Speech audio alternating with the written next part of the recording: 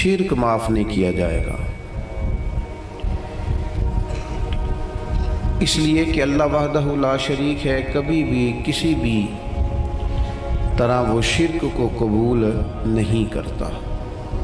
عزیز دوستو، جس طرح ایک شرک اکبر ہے نا کہ اللہ کے ساتھ کسی کو عبادت کے لائق سمجھنا، اسی طرح ایک شرک اصغر بھی ہے، وہ ہے تصنع کرنا، بناوٹ کرنا، ریاکاری کرنا، دکھلاوا کرنا، اس کو بھی شرک اصغر کہا گیا۔ اللہ چونکہ وحدہ لا شریک ہے تو اخلاص کو پسند کرتا ہے، فقط اس چیز کو قبول کرتا ہے جو خالص اللہ تعالیٰ کی رضا کے لیے کی جائے۔ ساری زندگی انسان کسی چیز کو دین سمجھ کر کرے، لیکن اس میں تصنع پیدا کر لے، ریاکاری اور دکھلاوا پیدا کر لے، اللہ کی بارگاہ میں وہ قابل قبول نہیں۔ تھوڑا کام کیا جائے لیکن فقط اللہ کی رضا کے لیے کیا جائے۔ آپ دیکھیں کہ اگر امام غزالی ایک بڑی خوبصورت مثال لکھتے ہیں، وہ فرماتے ہیں کہ ایک ریاکاری کی مثال یوں سمجھو، ریاکاری پر سزا ملنے کا معنی یوں سمجھو کہ ایک پہرے دار سے ایک بادشاہ بڑا راضی تھا کہ یہ تو رات بھی ساری کھڑا رہتا ہے اور میری حفاظت کے لیے تلوار اس نے تانی ہوتی ہے۔ بادشاہ بڑا اس سے خوش تھا، انعام و اکرام دینا چاہتا تھا اور دیتا بھی تھا، لیکن اچانک بادشاہ کو اگر یہ خبر ملے کہ یہ جو پہرے دار رات بھی ساری جاگتا رہتا ہے یہ میرے لیے نہیں جاگتا، بلکہ معاذ اللہ اس کی تو کسی کنیز پر نظر ہے، اس لیے اس نے رات کی ڈیوٹی طلب کی، تو فرماتے ہیں اب بتاؤ بادشاہ اسے کیا سزا دے گا؟ اس نے کتنا اعتماد کیا، کتنا اس نے اس کے ساتھ محبت کی، کتنا اس سے پیار کیا، وہ کیا نکلا؟ ہمارا بھی یہ معاملہ ہوتا ہے کہ ہم اگر کسی شخص پر بڑا اعتماد کرتے ہیں، اس سے بڑی محبت کرتے ہیں، لیکن اگر ہمارا اعتماد ٹوٹتا ہے ہمیں تکلیف ہوتی ہے۔ نبی پاک علیہ الصلوۃ والسلام نے فرمایا سب سے بڑی زیادتی یہ ہے تمہارا اپنے بھائی کے ساتھ ظلم، یہ ہے کہ تم اس کے ساتھ کسی معاملے میں جھوٹ بول رہے ہو اور وہ تمہیں سچا سمجھ رہا ہو، یہ بڑا جھوٹ ہے تمہارا۔ مخلص زندگی جو ہوتی ہے نا، اخلاص والی، وہ قابل قبول ہوتی ہے۔ اپنی زندگی سے ہر قسم کے تصنع کو ہٹائیں، ہر قسم کی بناوٹ کو ہٹائیں، ہر قسم کی جو ظاہری زیب و زینت ہے، جو ملمہ سازی ہے، اس کو دور کریں۔ دینی کام بھی اگر اللہ کی رضا کے لیے نہ کیا جائے تو وہ دنیا بن جاتا ہے، اور اگر بظاہر وہ کام دنیا کا ہو لیکن کیا رب رسول کی رضا کے لیے جائے، اللہ رسول کی رضا کے لیے۔ دیکھیں نا، ایک آدمی تجارت کر رہا ہے، بظاہر تو وہ کاروبار کر رہا ہے، پیسے کما رہا ہے، بظاہر تو وہ کام کر رہا ہے جس کو عام مفہوم میں لوگ دنیا داری کرنا کہتے ہیں، لیکن حضور علیہ السلام نے فرمایا جو سچا تاجر ہوگا نا، سچا تاجر، اللہ قیامت کے دن اسے نبیوں کے ساتھ جگہ عطا فرمائے گا۔ وہ تجارت کر رہا ہے پر کر سچائی کے ساتھ رہا ہے، لوگوں کو صحیح چیز دے رہا ہے، تو اللہ تعالیٰ اسے کوئی اور رستہ نہیں ہے عورتوں کے گزرنے کی، گلی کوئی اور نہیں، ادھر انتظام کیا نا، اس لیے نہیں بڑا جی کر کے سارے دوستان کہہ رہے پیچھے چلو، لیڈیز کا ادھر ہوں جانا، تو یہاں سے کوئی راستہ رکھا نکلنے کا، اور نہیں عورتیں ادھر بیٹھ رہی ہیں، ہاں تو ادھر سے رہی ہے نا، وہ اس گلی سے آ رہے ہیں۔ اللہ آپ کو سلامت رکھے، خواتین کے لیے کو الگ بندوبست ہو جائے گزرنے کا تو وہ اچھی بات ہے، اللہ آپ کو سلامت رکھے۔ چلیں میں جو بات عرض کر رہا تھا اس پر آپ کی توجہ دلاتا ہوں کہ جب انسان کا مزاج یہ ہو کہ وہ اللہ کی رضا کے لیے، اب کوئی آدمی رزق حلال کمانے کو نکلتا ہے، محنت مزدوری کے لیے جاتا ہے، تو لوگ تو یہی سمجھیں گے نا کہ دنیا داری کر رہا ہے۔ ایک شخص نبی پاک صلی اللہ تعالیٰ علیہ وسلم کے سامنے سے گزرا، صحابہ بھی موجود تھے. تو جب وہ گزرا تو بعض لوگوں نے کہا دیکھو یہ کاش اللہ کے رستے میں جد و جہد کرتا، یہ تو دنیا داری کر رہا ہے. تو حضور نے فرمایا اگر اپنے بچوں کے لیے رزق حلال کمانے نکلا ہے پھر بھی اللہ کے رستے میں ہی ہے، اور اگر اس لیے نکلا ہوا ہے کہ کسی کے سامنے ہاتھ نہ پھیلانا پڑے تو پھر بھی یہ اللہ کے رستے میں ہی ہے. اور فرمایا اگر اس لیے نکلا ہے کہ اپنے بہن بھائی بال بچے ماں باپ دوست احباب کے ساتھ خیر کرے گا تو پھر بھی اللہ کے رستے میں. یعنی بظاہر وہ کام جنہیں لوگ دنیا کا کام سمجھتے ہیں اگر اس میں بھی رضا الہی شامل کر لی جائے تو وہ کام دین بن جاتا ہے. اور اگر جس کام کو لوگ دینی کام سمجھ کے کریں لیکن اس میں تصنع آ جائے، بناوٹ آ جائے، لوگوں کو ذرا پتہ چل جائے، ذرا میری بھی فوٹو آ جائے، ذرا میرا بھی نام ہو جائے، تو آپ نے دینی کام نہیں کیا یا آپ نے دنیا داری کی. تو اپنی زندگی میں اخلاص، میں اکثر دوستوں سے کہتا ہوں کہ میاں بیوی بھوک میں بھی گزارا کر لیتے ہیں، تھوڑی وسائل میں بھی زندگی گزر جاتی ہے، شرط یہ کہ ایک دوسرے کے ساتھ مخلص ہوں. لیکن اگر خاتون کو پتہ چلے کہ میرے ساتھ مخلص نہیں ہے اور خامد کو پتہ چلے کہ میرے ساتھ مخلص نہیں ہے تو وہ گھر نہیں چلتا. تو اگر اخلاص نہ ہو تو ایک گھر نہیں چلتا تو پورا دین کیسے چلے گا. اپنی زندگی میں اپنے مزاجوں میں اخلاص، بہت ساری ہماری پریشانیوں کا سبب ہمارا دکھاوا ہے. اور میں نے دیکھا ہے یہ جو دکھاوا کرنے والے ہیں بیچارے یہ بڑے ڈسٹرب لوگ ہیں، ذہنی طور پر شدید پریشان لوگ ہیں. دکھاوا کرنے والے بیچارے بڑی تکلیف میں ہیں کہ دیکھو یار میری فوٹو نہیں آئی. خود بتاتے ہیں اللہ کا شکر ہے جی میں فلانا کام بھی نیکی کا کرتا ہوں، بڑا کرم ہے جی فلاں خیر بھی. آپ کو یہ کیوں بتانا پڑا، اتنی پریشانی کیوں لگ گئی آپ کو؟ اگر آپ کرتے ہیں تو اللہ تعالیٰ اس کا اجر آپ کو عطا کرے گا. خود بخود آپ کو کیوں ایسا کرنا پڑا؟ اخلاص والی زندگی گزاریں، اپنے لہجوں میں اپنے لفظوں میں حسن اور صفائی لائیں. دیکھیں نبی پاک صلی اللہ تعالیٰ علیہ وسلم نے فرمایا قیامت کے دن کچھ لوگ بڑی نیکیاں لے کے رب کی بارگاہ میں حاضر ہوں گے، ان کے پاس بڑی نیکیاں ہوں گی، لیکن اللہ فرمائے گا تم نے نیکیاں تو کی تھیں پر کی تھی لوگوں کو دکھانے کے لیے. اب اس طرح کرو جن کو دکھانے کے لیے نیکی کی تھی انہی سے جا کے اجر مانگو، میرے لیے کی نہیں، لہذا ان سے اجر مانگو جن کے لیے تم نے نیکی.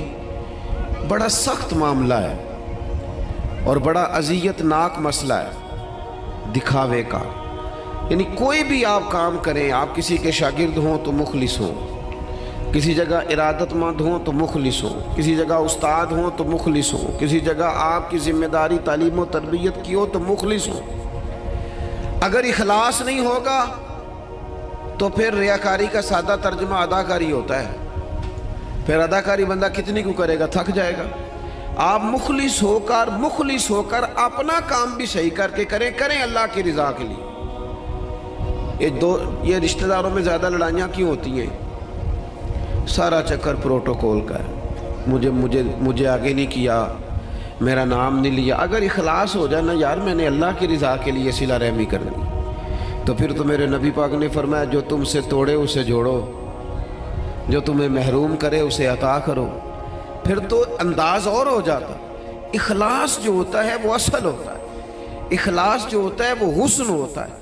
اور نبی پاک علیہ السلام نے فرمایا مخلص ہو جاؤ، خالص ہو جاؤ اللہ کی رضا کے لیے، تمہارا تھوڑا عمل بھی تمہیں کفایت کر جائے گا، تھوڑا عمل بھی تمہارے لیے زیادہ ہو جائے گا. مخلص ہو جاؤ، تھوڑا عمل بھی فائدہ دے گا. لیکن اگر اخلاص نہیں تو پھر تو انسانی زندگی انتہائی کٹھن ہو جاتی ہے، وقت گزارنا مشکل ہو جاتا ہے. مخلص ہے نا جو بندہ تو وہ سادہ بھی ہے، جو مخلص ہے وہ چھپا ہوا بھی ہے.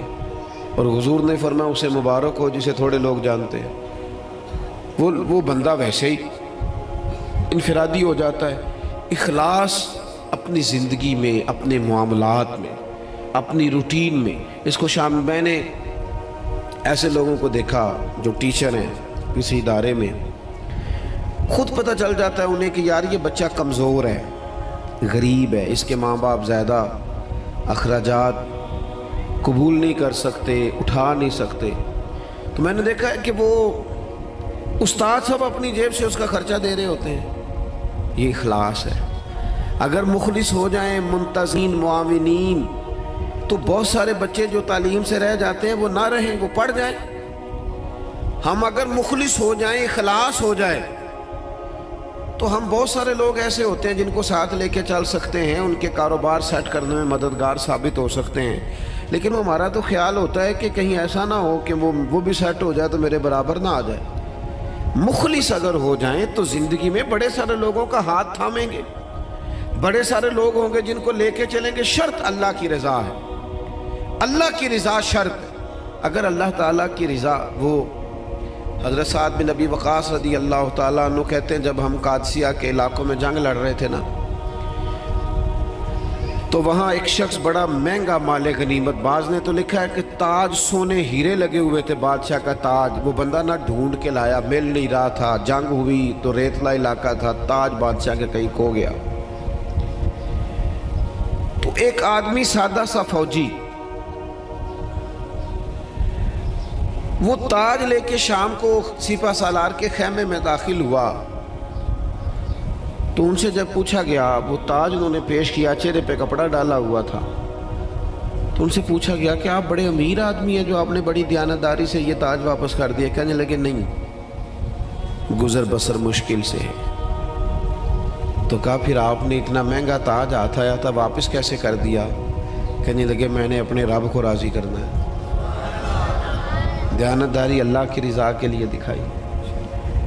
اب وہ واپس جانے لگے تو ان کو آواز دے کے پوچھا گیا نام ہی بتاتے جائیں، قبیلہ ہی بتاتے جائیں۔ یہاں تو آپ کو پتہ ہے تصویریں بھی لگتی ہیں، اخبار بھی آتے ہیں، فیس بک بھی چلتی ہے، فلانے کو بھی پتہ چل جاتا ہے، بورڈ بھی لگتے ہیں، پھٹیاں بھی، یہاں تک کہ لوگ مسجد کی ٹائلوں پہ بھی نام لکھوا لیتے ہیں برائے صالح ثواب۔ وہ فرشتوں کو پتہ ہے کس کے لیے کیا ہے، پتہ ہے جس نے اجر دینے ہیں اسے، آپ کس حساب سے نام لکھوا رہے ہیں؟ پتہ ہے اللہ کو جس نے اجر دینا ہے اس کو وہ جانتا ہے۔ تو ان کو آواز دے کے کہا گیا نام ہی بتا دے۔ تو وہ صحابی کہنے لگے جس رب اور رسول کے لیے میں نے یہ کام کیا وہ میرا نام بھی جانتے ہیں، باپ کا نام بھی جانتے ہیں، قبیلہ بھی جانتے ہیں۔ اپنی زندگی اگر تھوڑی سی ان چیزوں سے باہر آ جائے گی تو تکلفات سے باہر آئے گی، زندگی سادہ ہو جائے گی۔ لوگ اذیت سے، یہاں تو جناب محفلوں میں لوگ پھول دینے لگتے ہیں، کہتے ہیں ٹھہر جاؤ بھئی آپ گلدستہ دینے لگے دے دو، ٹھہرو کیا ہو گیا؟ کہتے ہیں ذرا کیمرے سے دیو لیندے ہو بھئی، پھول پیش کرنے ہیں تو وہ بھی کیمرہ سیدھا کر لو اس کے بعد پیش کرنے، اور کیمروں کی دنیا اور کیمرے کی آنکھ، اسی میں زندہ رہنا ہے کیا؟ زندگی تو باہر ہے، زندگی تو وہ ہے جو حقیقت میں ہے۔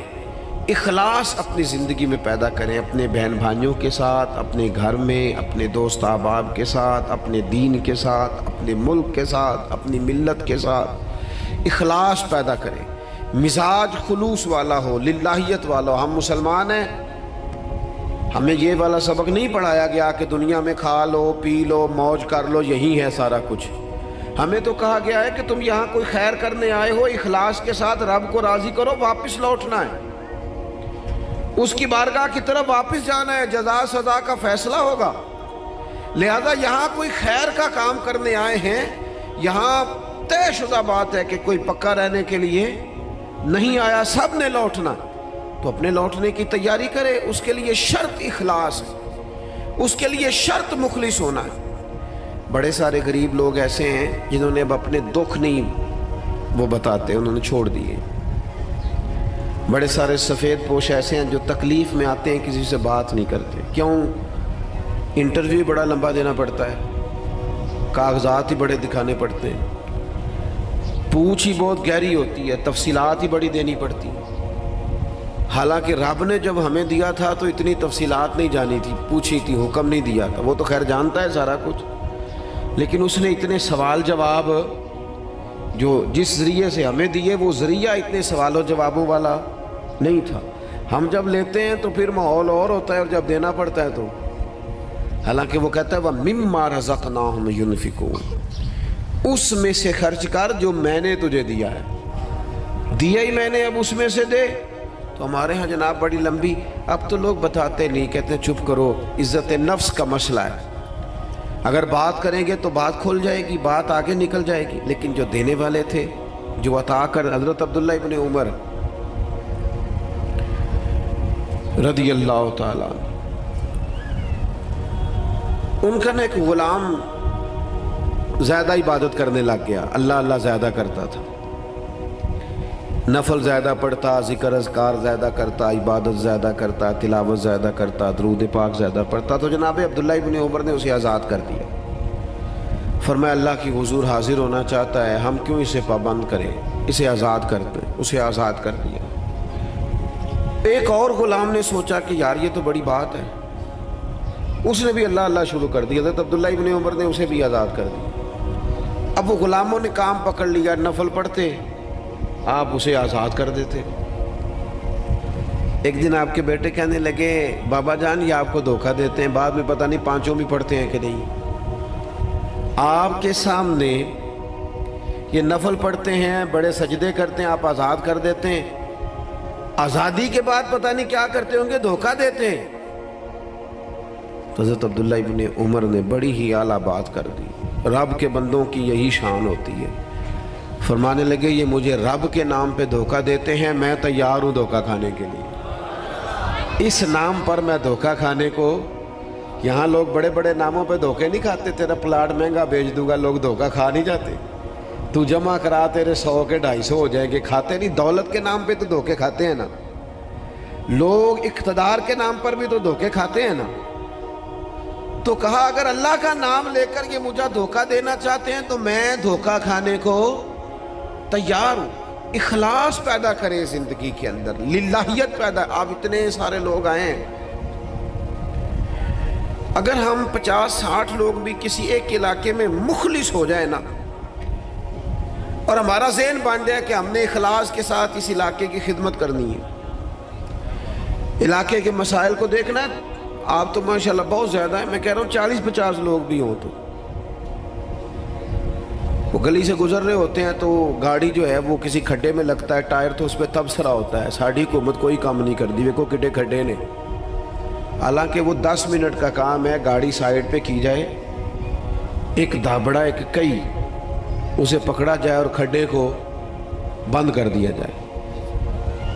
اور وہ میں نے تو دیکھا ہے کہ جو 4 کروڑ روپے اپنے گھر پہ لگاتا ہے وہ 10 لاکھ روپیہ گلی پہ لگانے کو تیار ہی نہیں ہوتا، ساری گلی میں پانی کھڑا ہے۔ ہم ساری زندگی تبصروں میں وقت گزارتے ہیں، گفتگو میں وقت گزارتے ہیں، ہم نیک نظر آنا چاہتے ہیں، نیک بننا نہیں چاہتے، ہم چاہتے ہیں ہماری شہرت ہو جائے، ہم نیک لوگ ہیں، لیکن نیکی کرنی نہ پڑے، خیر والا کام ہے اسے کر گزرے اور اللہ کی رضا کے لیے کر گزرے۔ یہ مساجد کے باہر، مدارس کے باہر اکثر علماء کے نام لکھے ہوتے ہیں، بانی اور محتمم، چلو وہی ہوں گے، ہوتا بھی ہے ایسا، لیکن اس بندے کا بھی بڑا کردار ہوتا ہے جو اس میں ڈھیر سارا حصہ ملا جاتا ہے اور ساتھ یہ بھی کہہ جاتا ہے میرا نام نہ لے آ جائے، وہ بھی بڑا مخلص ہوتا ہے، وہ بھی بڑا بانی ہوتا ہے، جو کہہ جاتا ہے میرا ذکر کرنا سارا میرے ذمے لگا دیں، آپ لنگر کا خرچہ ساری محفل کا دے دوں گا، میرا نام نہ لینا۔ اس سے دل ٹھنڈا رہتا ہے، اس سے طبیعت ٹھنڈی رہتی ہے۔ لیکن اگر فون پہلے ہی چل پڑے، میں آ رہا ہوں، میں کیا کر رہا ہوں، اور جناب دیکھنا میں انقلاب برپا کر دوں گا، تو بھئی آپ گرج رہے ہیں، برسنے کی امید ذرا تھوڑی ہے، جو برستے ہیں ان کو گرجنے کی ضرورت، وہ تو کام کر کے گزر جاتے ہیں۔ بات زیادہ نہیں کرنی، بس میں ختم کرنے لگا ہوں، آپ نے توجہ کرنی ہے۔ اپنی زندگی جب اخلاص والی ہوتی ہے نا تو مخلص، یہ کیسے ہو سکتا ہے کہ آپ کسی کے ساتھ مخلص نہ ہو اور پھر آپ دعویٰ کریں وہ مخلص ہو جائے؟ یہ کیسے ہو سکتا ہے؟ آپ پہلے مخلص بنے، پھر باقی لوگ بھی آپ کے ساتھ مخلص ہو جائیں گے۔ ہم چاہتے ہیں ساری دنیا میرے ساتھ مخلص رہے۔ وہ امام غزالی رحمۃ اللہ علیہ سے پوچھا ایک شخص نے کہ مخلص دوست نہیں ملتا، تو فرمانے لگے چل تو ہی مخلص ہو جا، تو ہی مخلص ہو جا۔ ہم یہ چاہتے ہیں میرے ساتھ سارے لوگ سچ بولیں اور میں کسی کے ساتھ بھی سچ، تو یہ ہو نہیں نہ سکتا۔ مجھے ہر دکان سے سودا خالص ملے اور جو میں بیچ رہا ہوں وہ میں خالص، تو بھئی ایسے ہوتا نہیں نا، یہ تو ممکن نہیں نا۔ تو اپنی زندگی میں اخلاص، امام ابو نعیم کہتے ہیں کہ ایک 100 گھر تھا پورا مدینہ شریف میں، تھوڑی سی آبادی ہوتی تھی، 100 گھر تھا جس میں 2 وقت کھانا بھی ملتا تھا، کپڑے بھی بچوں کے، دیگر اخراجات بھی، 100 گھر کو، اور سالوں ملتا رہا پر پتہ نہیں تھا کون دے جاتا ہے۔ سالوں وہ کھانا پانی بچوں کے خرچے آتے رہے پر پتہ نہیں تھا دے کے کون جاتا ہے۔ پھر اچانک ایک دن ایسا آیا کہ وہ کھانا بھی آنا بند ہوا، وہ ساری چیزیں بند ہوئیں، لوگ پریشان ہوئے، ڈسٹرب ہوئے، تکلیف بڑھی، ایک دوسرے سے پوچھنے لگے تیرے گھر بھی نہیں آ رہا؟ اس نے کہا نہیں آ رہا۔ تیرے گھر 100 تو گھر تھا، پھر کہا پتہ کرو کب سے نہیں آ رہا، تو پتہ چلا 18 محرم سے میرے گھر نہیں آیا لنگر۔ 18 گھر سے وہ کہنے لگا 18 محرم سے میرے گھر بھی نہیں آیا۔ وہ جب غریبوں نے تاریخیں ملائیں 100 گھروں نے، تو 18 محرم سے ہی لنگر بند ہوا۔ پتہ کرو 18 محرم کو کیا ہوا، تو پتہ چلا 18 محرم کو امام زین العابدین کا انتقال ہوا۔ 18 محرم کو امام صاحب کا وصال ہوا۔ وہ 100 گھروں میں کھانا پہنچاتے تھے، خرچہ اٹھاتے تھے، چہرے پہ کپڑا پہن کے رکھتے تھے، کوئی پوچھتا آپ کون ہے تو ناراض ہو جاتے تھے۔ انہوں نے خدمت کی اخلاص سے، لیکن پھر حالت یہ ہو گئی کہ لوگ ان کو جانتے تھے، یاد کرتے تھے، ان کے لیے روتے تھے۔ اپنی زندگی اخلاص والی کریں، اس میں للہیت پیدا کریں۔ آپ تھوڑا کام کریں لیکن ریاکاری سے، تصنع سے۔ میں تو دیکھتا ہوں، بڑی مہربانی جی بات سنیں، کیا مسئلہ ہو گیا؟ اطمینان سے سارے دوست تشریف، اللہ آپ کو لمبی زندگی صحت والی دے۔ میں تو دیکھتا ہوں لوگ اپنے والدین کو حج پہ بھیج کے لوگوں کو بتاتے ہیں میں نے بھیجا ابا جی کو حج پہ، تو ابا جی آپ کہتے بھائی جان آپ نے بھیجنا تھا۔ اب یہ بتانے کی کوئی ضرورت ہے؟ فلاں کے ساتھ میں نے نیکی کی، بھگی اگر آپ اتنے پریشان تھے تو پھر نہ کرتے۔ یہ چیزیں آزمائش میں ڈال دیتی ہیں، اپنے تکلیف میں آ جاتے ہیں، یار یہ نام لے رہا ہے۔ وہ ہمارے ایک جگہ ختم شریف تھا، تو میں ایک جگہ حاضر ہوا اصال ثواب کی تقریب میں، تو وہ کہنے لگے یہ آپ نے جب دعا مانگنی ہے نا ختم شریف پہ، تو یہ بھی بتانا ہے کہ 50,000 روپے ہم نے مسجد میں دیا ہے، اور یہ اتنا کچھ جو ہے وہ ہم نے اور بھی خدمات کی ہیں، یہ والد صاحب کے لیے نا ذرا بول دیجئے گا۔ تو میں نے انہیں کہا ٹھیک ہے، دعا مانگ دی، میں نے کہا جو پڑھا پڑھایا ہے۔ وہ بعد میں مجھ سے کہنے لگے آپ نے بتایا نہیں۔ میں کہا کنوں دسنا ساجے؟ کہنے لگے وہ ذرا، میں نے کہا خدا کے بندے ابا جی کیا دے گئے آپ کو زندگی پوری میں؟ کہنے لگے بڑا کچھ۔ تو میں نے کہا انہوں نے بھی مسجد اعلان کرایا تھا کہ میں بچوں کو زمین دے کے جا رہا ہوں، گھر دے کے جا رہا ہوں، دکان اعلان کرایا تھا؟ کہنے لگے نہیں۔ تو میں نے کہا تو 50,000 دے کے اعلان کراتا پھرتا ہے، کیا مطلب چکر میں پڑ گئے؟ اس سے تو کوفت پیدا ہوتی ہے۔ اپنی زندگی اخلاص والی کرنی ہے، اس میں للہیت پیدا کرنی ہے، اور کوشش کریں کہ عمل ضرور کوئی نہ کوئی کریں۔ 3 باتیں میں نے آپ سے کرنی ہیں آخر میں، اور ان پر آپ نے عمل کرنا ہے، کریں گے انشاءاللہ تعالی۔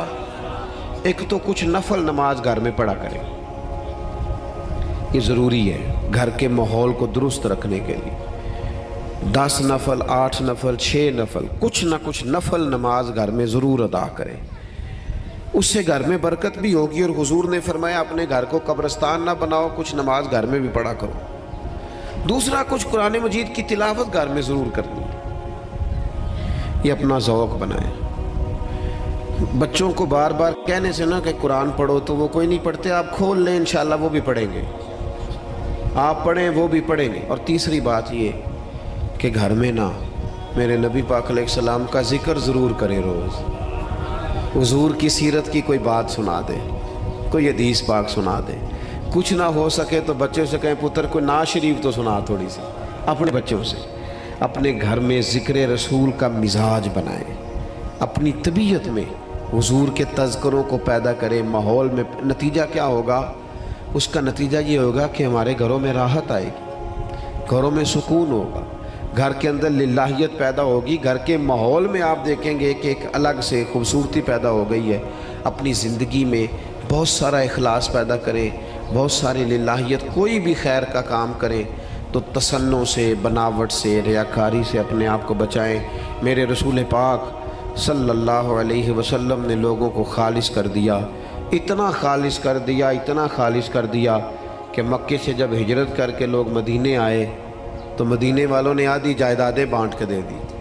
सगे भाई को नहीं दी जा सकती। लोग लड़ाइयाँ करते हैं, कार्नर वाली जगह मेरी तो फलानी मेरी।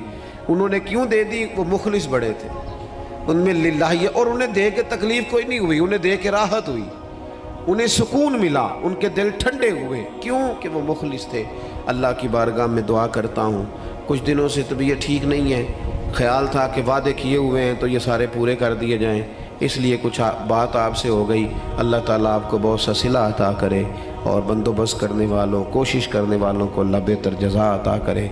वमा अलैना इल्लल बलागुल मुबीन।